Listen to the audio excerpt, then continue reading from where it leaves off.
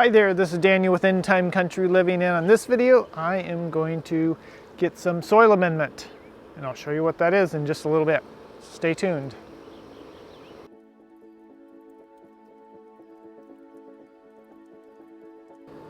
So I am going to get some used potting mix from a company called Peoria Gardens. It's about a half-hour away, and what they have is a lot of discarded potting mix that from old plants or things that failed or something like that. They throw it in a big pile and they just trying to get rid of the stuff, but maybe make a little money on the side doing it. So they're giving away a whole load for about $10. And so I'm going to go pick up another load, which is, I can probably fit about a yard or so, a cubic yard of it in my car in bags. And so this is helpful in amending heavy clay soil, getting a lot of organic matter that doesn't decompose very quickly. Compost, if I tilled it into my soil, would be gone in just a few months and it'll all be eaten up, but peat moss isn't so desirable by microorganisms, and so it sits in there a little bit longer, and for many years it can be there. And so it's a good way to lighten up your soil, to give some organic matter to it that won't just be burned up immediately. So come on, let's go.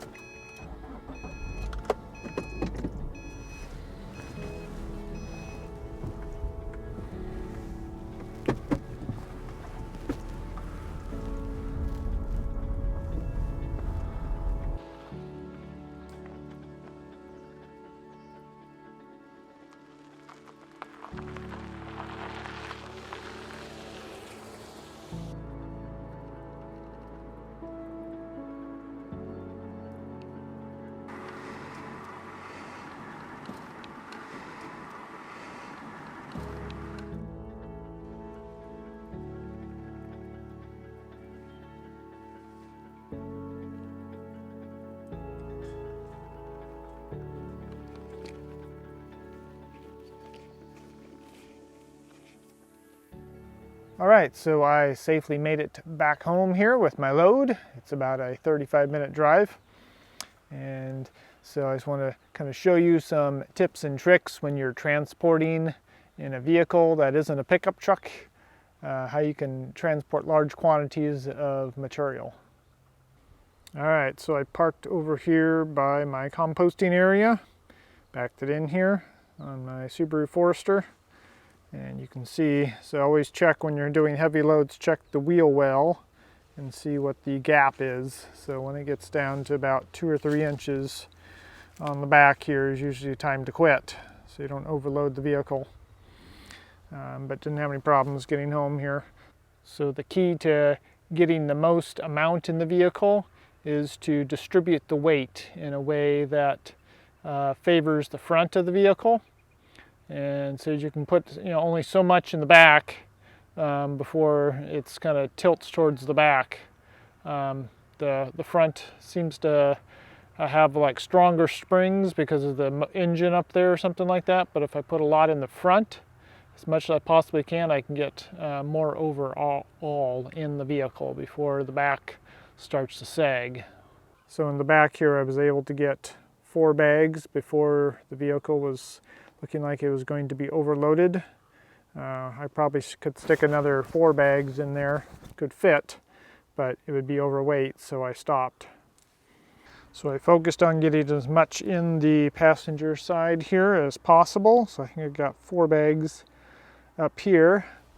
Got 2 on the floor and 2 up on the seat there, so that moves a lot of the weight forward. So then I packed a bunch in the back seat here on the floor, and then on the seat in here.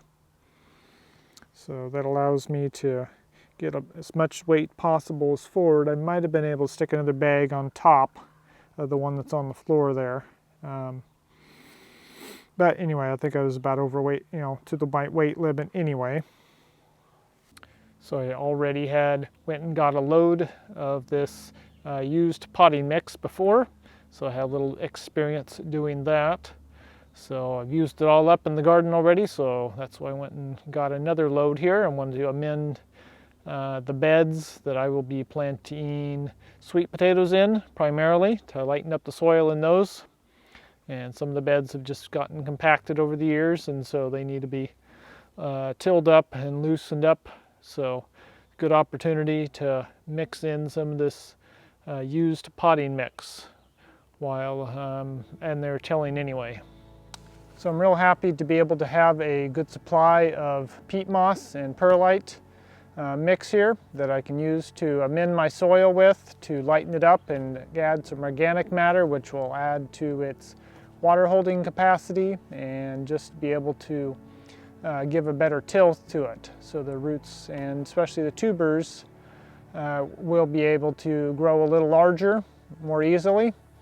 I notice my carrots can get restricted and kind of squished off towards the tip on some of the parts of my bed that are a little more heavier there in the clay.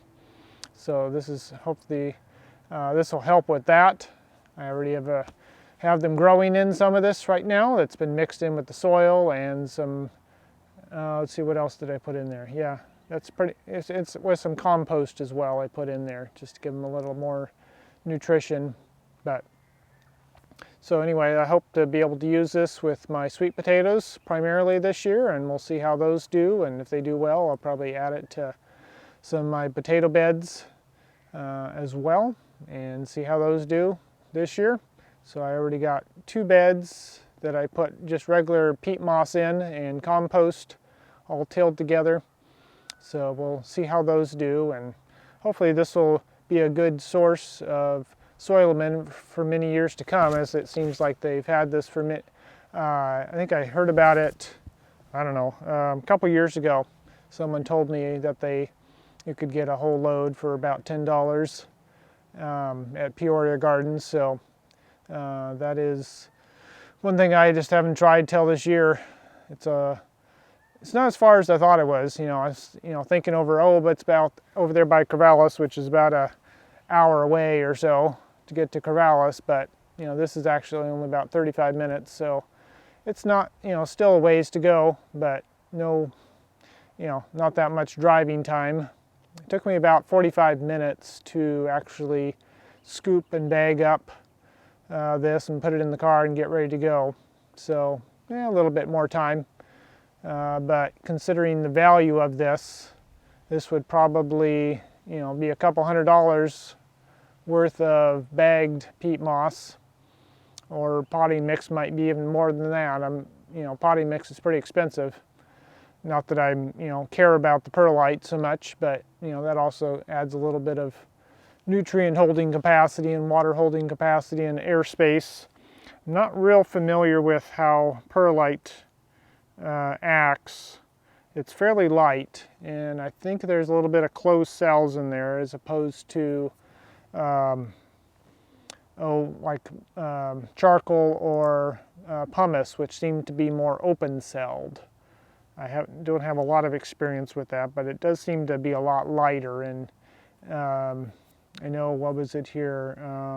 M.I. Gardner, he was mentioning that you don't want to add perlite to the soil because it tends to float up over time and you accumulate on the surface there. So if that's true, well, then that would be a way to get rid of it, I guess, is to rake off whatever is, scoop up with a shovel and a rake or something, whatever is coming to the surface there, and overabundantly moving up, and then the peat moss will be left, which is kind of the whole point of what I'm trying to accomplish here, is to add something that isn't going to be immediately decomposed.